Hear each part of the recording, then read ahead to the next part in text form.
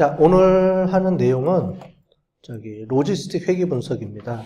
로지스틱 회계 분석인데 여러분들이 통계 수업 시간에 이미 했는데 잘 또 모르는 분들도 있어서, 그리고 그 다음에 R 프로그래밍 할 때도 또 했는데 문제는 아시죠? R 프로그래밍을 지금 듣는 분들이 많아서 뒤엔 또 나옵니다. 근데 어차피 한 번 들으면 모르잖아요. 그래서 자꾸 들어야 되니까 계속 반복해서 좀 설명을 드릴게요. 로지스틱 회계 분석은 말 그대로 분류 쪽입니다. 지금 우리 뭐 하는 거냐면 지금 계속 분류 쪽 얘기하고 있어요. 슈퍼바이스 러닝에서 분류 쪽, 예측보다는 분류 모델을 주로 많이 보고 있습니다. 그죠? 그래서 예측 모형 같은 경우는 통계학에서 쓰는 회계 모형이나 이런 걸 주로 많이 쓰고요. 대신 우리는 분류 모형을 쓰기 때문에 데이터 마이닝 쪽은 분류 쪽이 주로 많습니다.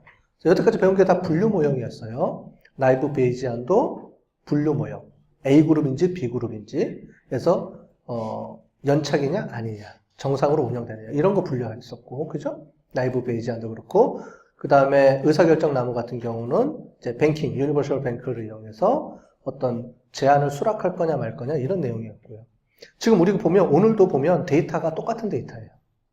그러니까 똑같은 데이터를 가지고 A라는 분석 방법으로도 해보고 B라는 것도 해보고 C라는 것도 해보고 제일 마지막에는 어떻게 되냐면 각각의 분석했던 내용들을 통합해서 그 중에 가장 어큐러시가 높은 거, 즉 정확도가 가장 높은 모델을 우리가 쓰는 거예요.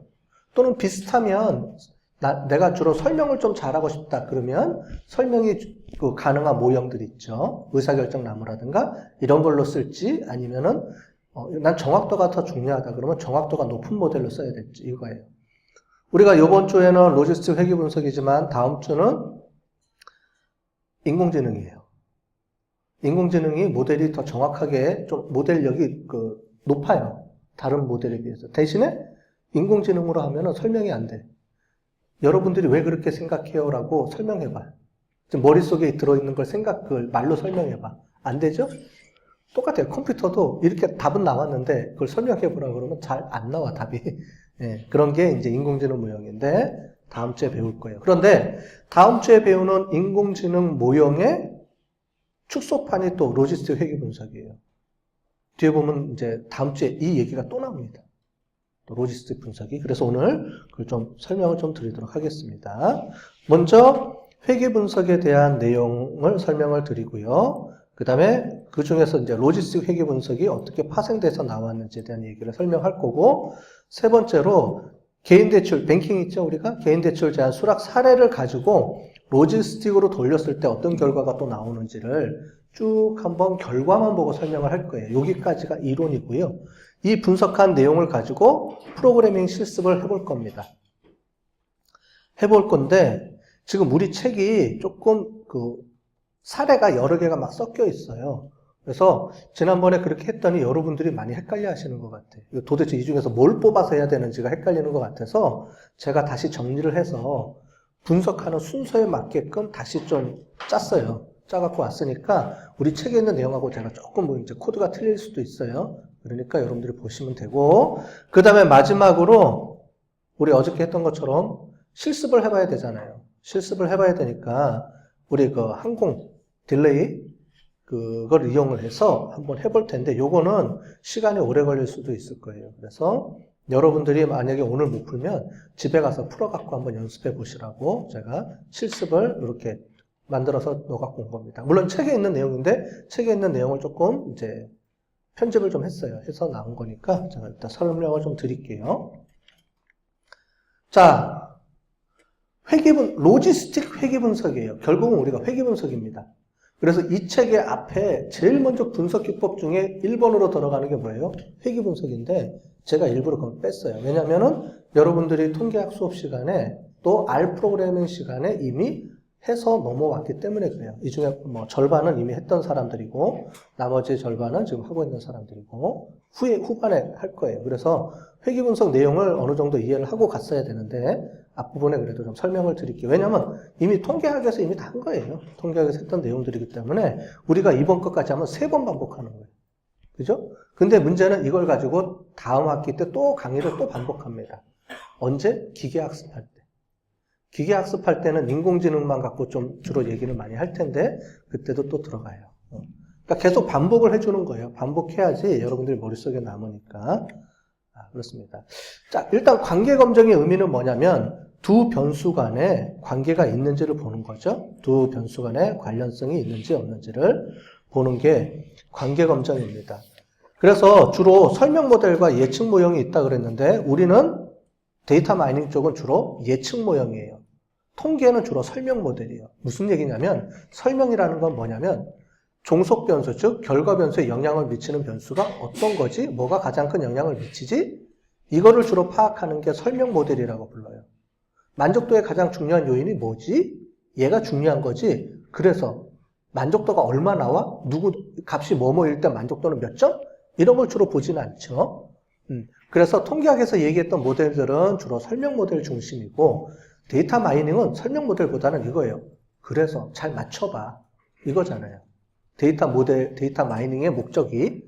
그래서 우리가 첫 시간에 설명했어요. 통계의 목적은 예측하고 어떤 그런 설명 중심으로 이렇게 주로 모델들이 돼 있고, 그 다음에 데이터 마이닝 쪽은 뭐냐면은 예측 모델이 얼마나 잘 맞추고, 그렇게 해서, 차후에 값이 얼마가 되는 건지 예측하는 겁니다. 그래서 회계 분석도 마찬가지고요. 로지스틱 회계 분석도 두 가지 모형으로 다 써요. 예측으로도 쓰이고, 또 설명으로도 쓰이고. 통계 시간에 배웠던 게 주로 설명의 모형이라 그러면 오늘 하는 내용들은 주로 예측 모형 중심으로 설명을 해드릴 겁니다. 자, 그래서 한 변수의 정보를 가지고 이제 다른 변수를 예측하는 모델을 만드는 건데 이렇게 돼 있어요. 자료 구성이. 두 변수니까 변수가 쌍으로 이루어졌죠? 하나, 두 개씩. 근데 이게 한 사람 거, 두 번째 사람 거, 그 다음에 n번째 사람 거 이렇게 해서 계속 나가죠. 이렇게 쌍쌍이 묶어져 있어요. 그죠? 그래서 우리는 이런 것들 데이터 프레임으로 보통 정리가 되죠.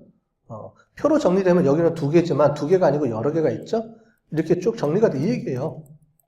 그래서 1번 사람은 어떤 값들이 이렇게 있으면 여러 가지 변수들이 자기 값들이 계속 있죠. 2번 사람 또 이렇게 있고.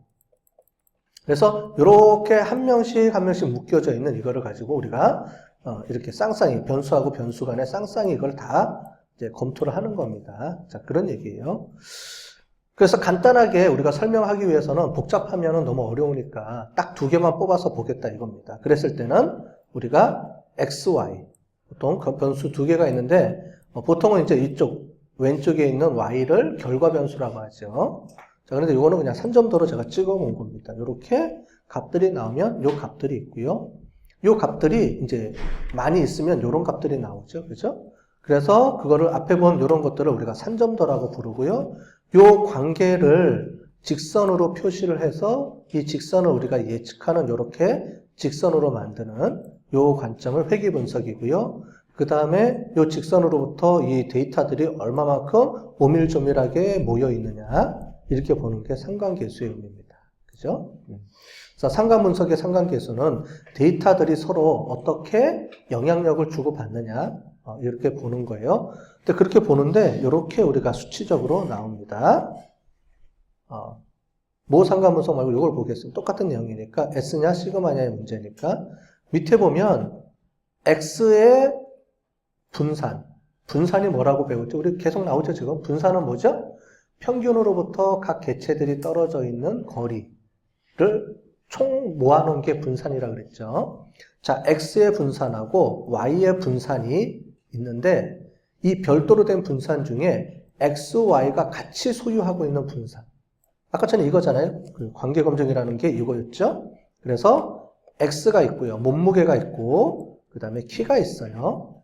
그러면 이 각각의 평균으로부터 데이터 떨어지는 게 있지만 이 둘 사이에 분산이 있어요. 둘 사이의 간격 거리 이런 게 있습니다. 그래서 그거를 따로 모아놓은 게 우리가 이거를 공분산이라고 불러요. 그래서 이 분산에 어떻게 되는지를 이제 이거를 이용을 해서 만들어낸 겁니다. 그래서 각각의 분산 중에 이 두 개가 동시에 갖고 있는 공분산의 비율을 우리가 R이라고 부릅니다. 관계성이 있다 없다. 즉 뭐냐면 이게 코베리언스가 높으면, 즉 공분산이 높으면, 즉 둘 사이의 관계가 밀접하면, 관계가 있으면 이게 높게 올라가겠죠. R이 높다라는 건 뭐냐면 상관계수가 높다라는 건 무슨 말이냐면 분모 분자 중에 얘가 분모고요. 얘가 분자인데 이 분자가 높으면 R이 커지죠. 계속. 분자가 높다라는 건 뭐냐면 두 개의 데이터들이 서로 밀접하게 연결이 관련이 많다라는 거예요. 그거의 비율로 나타내 주니까 이렇게 된 겁니다. 우리가 수학적으로 설명해 드린 거예요. 무슨 말인지, 그죠? 설명을 드리면 두 변수 사이에 관계가 높다라는 거를 이제 이렇게 수치로 표현한 겁니다. 자, 그랬을 때 값이 어떻게 나오냐면 아까 전에 얘기했던 대로 강도가 있어요. 강도라는 게 뭐냐면은 그 영향력. 그래서 마이너스에서 플러스 1 사이의 값을 0에서 1 사이의 값을 갖는데 거기에 방향성이 있어요.